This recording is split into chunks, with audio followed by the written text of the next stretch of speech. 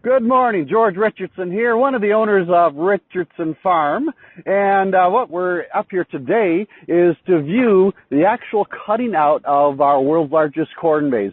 I brought a picture along with me. This is a tribute to Star Trek. This is the 50th anniversary of Star Trek. Believe it or not, 1966 is when that first television series started, and this is their 50th year. So this summer, I think, this is July, right around July 22nd, I think, is the release date from Paramount Industries of the new Star Trek movie. So be watching for that in your theaters. And anyhow, we got the rights from CBS to use their 50th anniversary logo. CBS owns Paramount, which is making the movie. And I think it's going to be just a fantastic design. Leonard Nimoy here as Dr. Spock, William Shatner as Captain Kirk, and a couple other things, the Starship Enterprise kind of filling out the picture up there. Now, right now, Sean Stallworthy is our maze designer who designs the picture with us, and he actually comes down here from Idaho making this giant trip. I don't know, can we go over and look at his tractor out there as he's cutting out the maze? He has a GPS mounted right on his tractor, and that's hooked in with his computer inside the cab with him. And basically he's driving through the fields of corn and driving so that the GPS locator dot follows the lines of the trail on his computer screen.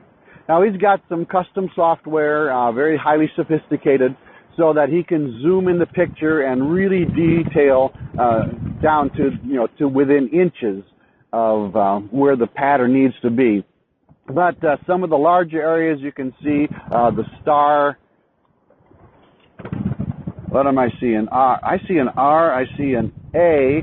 I don't think we have the S and the T. I think that's what he's working on right now, is the S and the T of star, because I can see the AR and then the central logo. He's obviously got quite a bit more work ahead of him to do yet. Some planets up in the space and some asteroids and things like that. It's just fascinating to watch him laying out that design. He's so accurate with it. This is our 16th year running a corn maze. And, of course, our designs were much simpler in our earlier years. Now, we've gotten more sophisticated. We've changed our styles a little bit. And we've gone to designing, because everybody's worried like, oh, what if I get lost out there because it's so large? And it is very large. But we designed the mazes with no dead ends in them. So, and then this giant 50-foot tall tower that we're standing on is, of course, right at the very entrance to the corn maze. You can see it from miles around. So if you just head toward the tower, there's no dead ends. You can always get your way out of that. And then there are 3 wooden bridges that are 8 feet high that bridge between the sections of the maze. Maybe we'll just, he's going to be getting the one very soon. Right down here, that little rectangle is a wooden bridge that bridges from the yellow maze there up into the upper maze. Now, this maze is designed with a checkpoint system. Maybe you notice the little red dots around there on the map. Because it's so large and because there are no dead ends in it, well, you have to solve the maze somehow. So it's not like a rat maze where there's one way in and one way out, which is the other reason why you won't get lost. Oh, and we've never lost anybody yet. Let's put that on record. At least not permanently. Oh, it takes to cut the maze. Sean came, of course, he's on this whirlwind trip all across the United States. He came on Saturday around 2 o'clock, and he went right out with 2 tractors and did almost half of the maze from about 3 p.m. till about 9 p.m. at night. And now today he started up again, probably started around 5 or 6 a.m., and I'm guessing from the looks of it, he will probably finish by today in good time, and he may rush out of here and go on to his next maze. All in all, it's probably going to take around 20 hours of tractor time rototilling those trails to make that design. right today. As soon as he's done, I hope to get our crew of boys out there. We will put in our checkpoint posts. I think I started talking about the checkpoints. Everybody gets a map like the one that I showed you. The checkpoints are labeled on the map. Your task is to keep track of which trail you're walking onto that will lead you to that little dot. And then the checkpoint has a paper punch on it with a map of where you are, just to confirm that that's what you found. And you make a little paper punch on your map that says, I got here, I proved I found it. And if you get 20 out of the 24 checkpoints, you earn a priceless, full-color, glossy certificate of completion that people are very, very proud to own. Now, this design, I think, all in all, is going to have around 9.5 miles of trails that make up the design. But don't let that scare you either. A person walks about a fourth of the mileage to solve the mazes. Unless, of course, you're hopelessly lost and you're just going around and around in circles, then all bets are off then. But generally, you would walk maybe 1.5 miles, 2 miles at the most to get 20 of your checkpoints to earn that priceless certificate. And so, yeah, about 20 hours it's going to take rototilling that design in there. Today and tomorrow, our crew of boys that we have working for us will set those, drill the checkpoint posts in there, get those all set, some directional signage. Over here in the lower section, we've got the Richardson farm spelled out on a planet, and we're going to have quiz questions, a quiz trail set through there. So we'll have question posts A through H, and then you can pick up a piece of paper at the entrance, real cute little questions. Some will have a corn theme, some will have a Star Trek theme, sports. When you get to question post A, you answer the question, and it even tells you if you got the right answer or not. And it tells you to go left, right, or straight ahead and navigate yourself through those first 6 checkpoints of the maze. And it's very fun, entertaining questions. So we'll drill in all of those posts. We pick up our bridges. The bridges are down here outside of our pavilion, picnic pavilion. Large wooden structures with a nice sturdy stairs on them and a guardrail. And we'll pick those up with a loader, a forklift, carry them out through the trails, we'll set them carefully in place. And then when all of that's done, hopefully within 2 or 3 days, my wife, Wendy, will rototill the maze all again and make the trail slightly wider, slightly smoother than Sean is doing because, I mean, he's in a hurry. He's going quickly, so he's not rototilling the earth, perfectly smooth. So we'll rototill it all again with our tractor, really smooth out the trails and make that final design after all the checkpoints are in. How many years have you been doing the corn maze? This is our 16th year.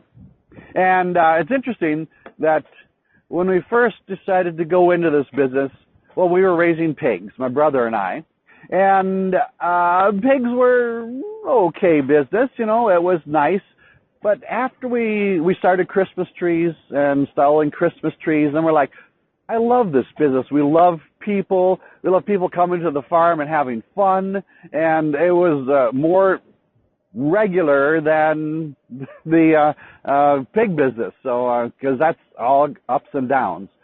So we decided to, get out of pigs and go into the corn maze and still continue to grow you cut your own Christmas trees. That was 16 years ago. This will be our 16th year in it. And we had gone to a seminar on corn mazes and layout and design. And Sean Stallworthy had done one the year before on his farm up in Idaho and decided to get into the designing, cutting out business. And we met him there. Nice guy. It's like, come on down and do ours. So our first corn maze, we decided we'll just try for the world's largest, whatever that was. And so it was 18 acres with, I think, around 9 miles of trails in it. And back in the old days, while Sean wore a GPS in his big backpack unit with a battery, he probably weighed 50, 60 pounds, and he'd stare at his laptop computer and walk the path. And then my brother and I had the job of taking a spray can of paint and marking the ground behind his left heel as we walked out all of those designs.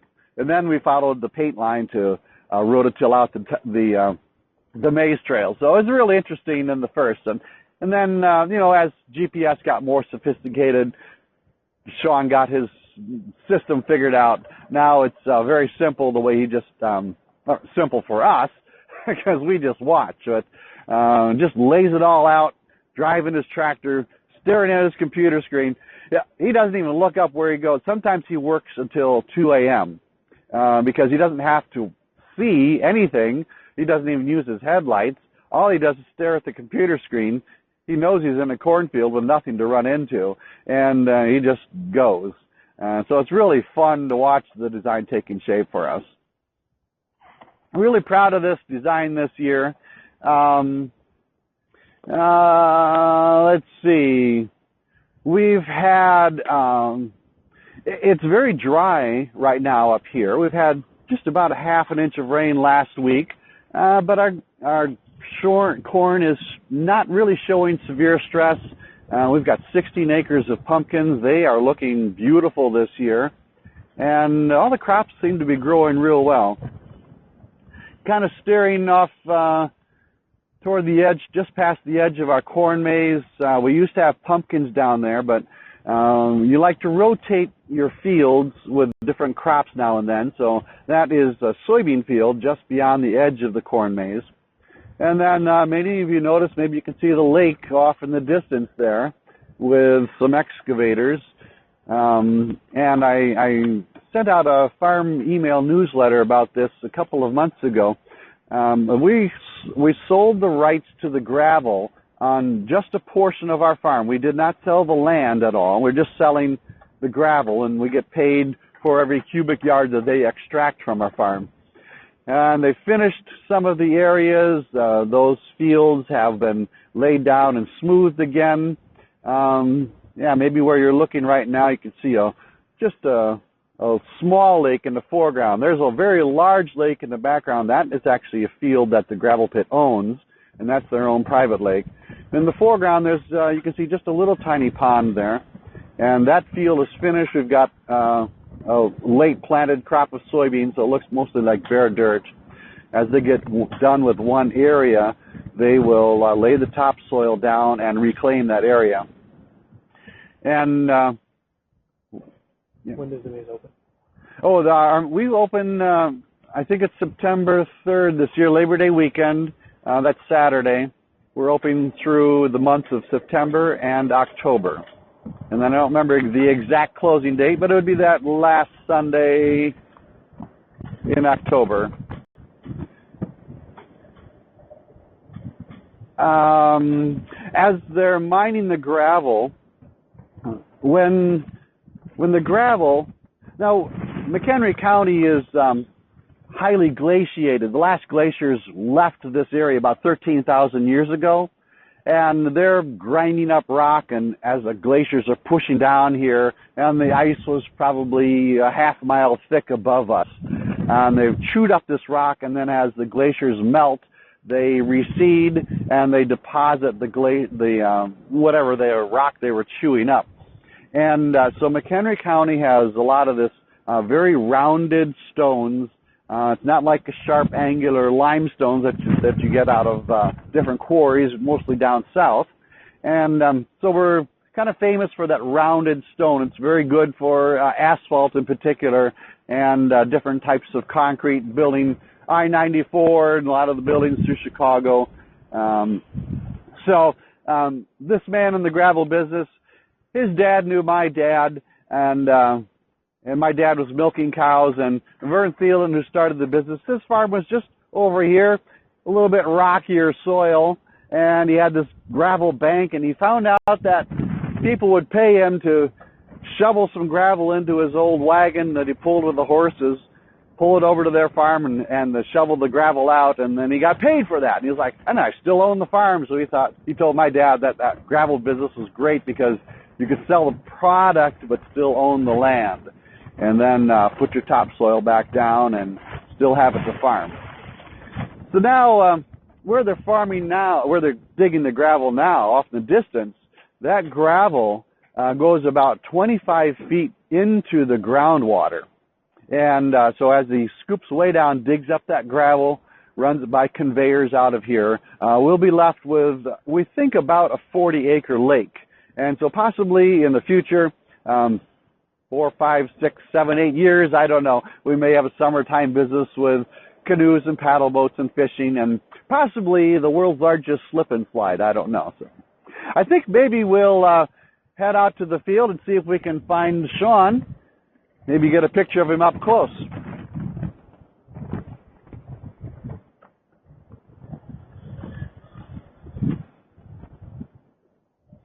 We built this tower in 2007.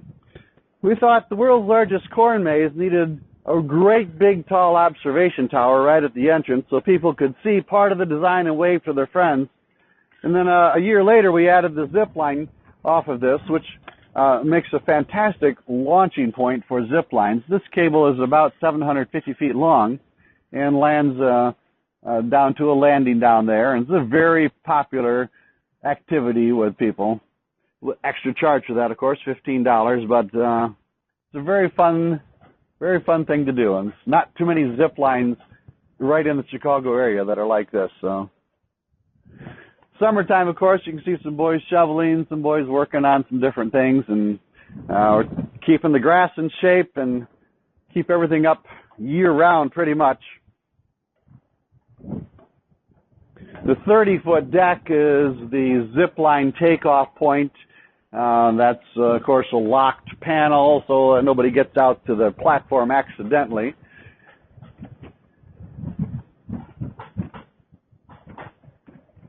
Certified, inspected by the state of Illinois as an amusement. So we don't take that lightly. Certified, trained operators that send you there. And so it's quite safe, but quite thrilling at the same time.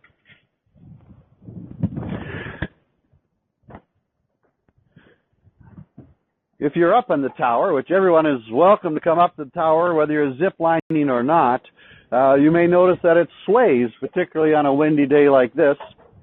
And yes, it does. It was built as a wooden structure to be very flexible. And so particularly with people going up and down on it, you'll just feel it moving. And then some people feel unsettled by that. And they're like, hey, this thing is not solid. But I assure you it's very solid. Designed by an engineer, architect. It's been a wonderful structure. And people really enjoy just getting up to see a view of what's going on. Well, we're going to head out. I think Sean is maybe in the S of Star Trek. So we'll head up this giant trail up here, take us into the bottom of the 0 and 50, and then we'll wiggle our way over through the A, the R and the A and the T and see if we can find Sean. Now, if you look down at the ground a little bit, you'll see the corn stalks that have been chewed up and it's kind of laying there. These will dry up over the next few days. And then when Wendy rototills it again with her tractor, it will chew all this up finer into finer shreds. It actually makes good tilth for the soil. And she'll smooth out all of these tracks that the boys have made. They're bringing the loader in here and drilling all those posts in for the checkpoints. So this will all be cleaned up and smooth, and then if we can ever get a couple of rains, this will be a nice, hard-packed, smooth trail for everybody to come out and visit us on. So working our way up the giant. Are you tired yet? No, we're still making it. Nice warm day today, but not too bad. What are we, about 80 degrees? Light overcast, that helps a lot.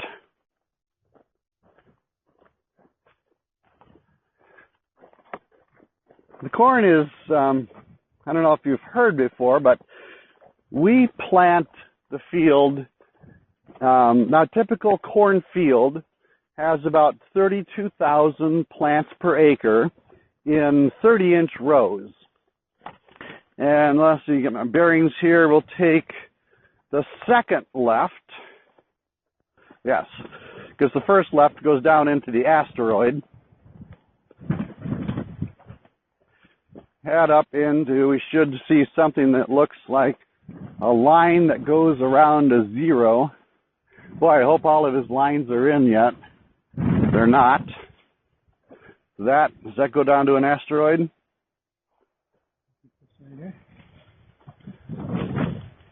I hope I don't get lost out here. That's going to be really embarrassing.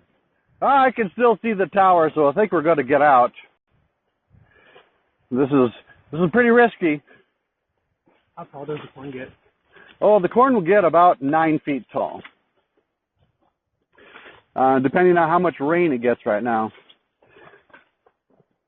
So as I try to find my way through these incomplete trails, the corn, we plant the corn north, south, and east, west. That must be the point.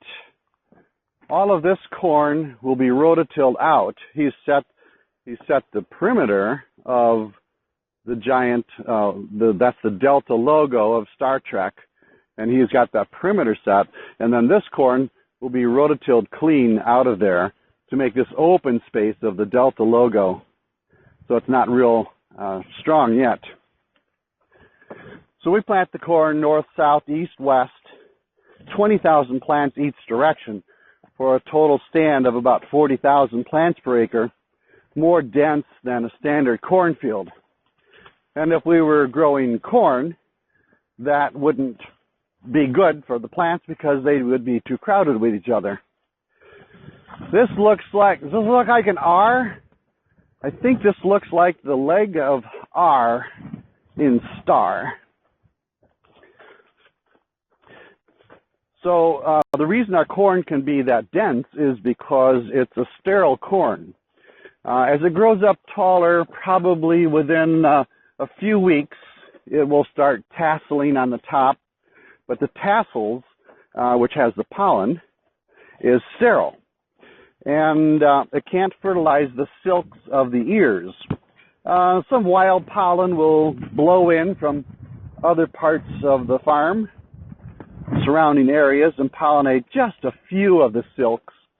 So if you looked at an ear of corn in season here, you see that it's light and fluffy, practically no kernels on it, just a cob with the husk over it. And you can see Sean zipping along. He's probably going 3, 4, 5 miles an hour when he's cutting out his trails, which, he's in a hurry. I'm guessing this is going to be a trail, but I'm not sure. So we'll step through this. Now, when Wendy rototills it all again with our tractor, she's probably going to go about 2 miles an hour and go over it a couple of times and chew all this up nice and fine. We're in a dead end here. Was that the beginnings of an S? I lost track, to tell you the truth.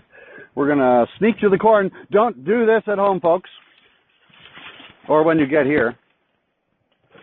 And we'll see if we can get close to Sean.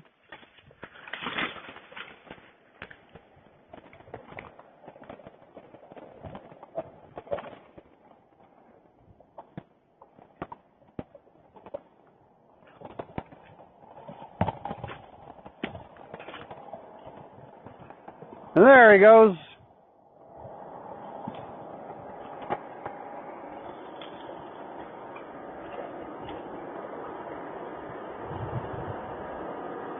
Beautiful little tractor, just hums along. Just staring at his computer.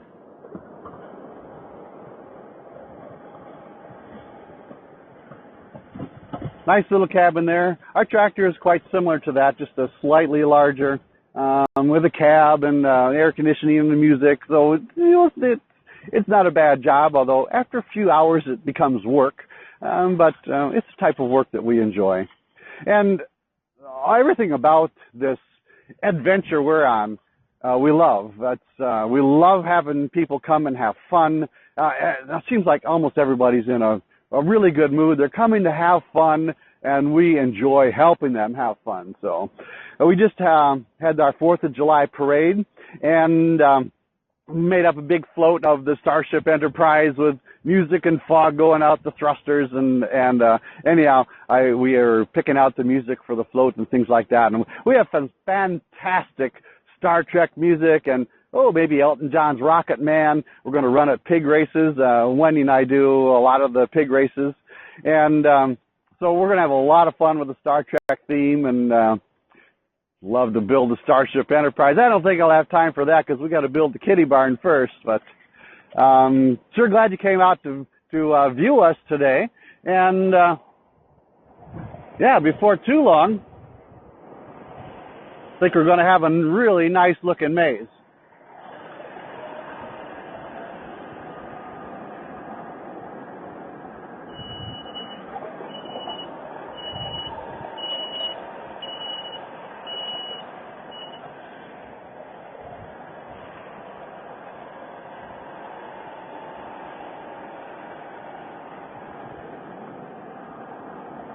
All day long he does that. So he was down in Tennessee earlier, and they had so much rain down there. He called us and says, "How much rain did you get?" And we're like, "Oh, we had like a half an inch." He says, "Oh, good. I'm coming up where it's dry."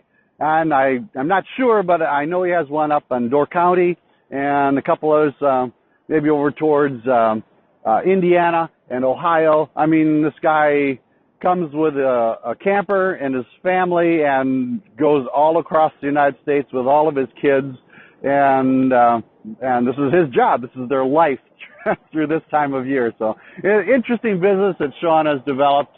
A wonderful family. We really enjoy watching them, and it's just fascinating for us to watch the design taking shape. Their graphic designer is the one who works with us, emailing back and forth to come up with our design. And so now we get to finally see it being laid out.